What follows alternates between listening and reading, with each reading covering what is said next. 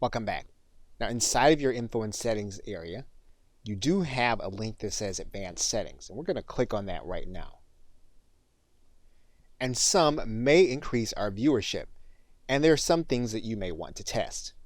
For example, if you did have a chat during your live sessions, one of the things you can do is you can allow others to see that chat if you think that would keep them interested in your video. Now you can make a decision about allowing other people to embed the video or not embed the video, because again, what you want people to do is you want people to come back and see your other videos. So again, this is something that you'll want to determine on a video by video basis.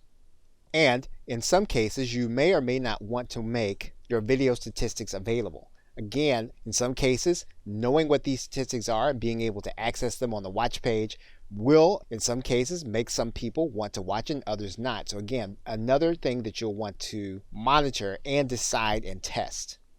And of course, you will want to determine whether or not you want to allow comments by your video or not. Now, in some cases, this might bring an element to the video that you don't want, or in other cases, giving people the opportunity to comment on what your content is will invite more activity around the video and then make it more searchable.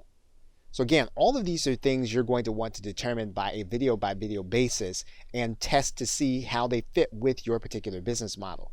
You don't want to just leave the default settings as they are. You want to think about how they're going to impact what it is you're trying to do. Okay, so with that, thanks, and I will see you in another video.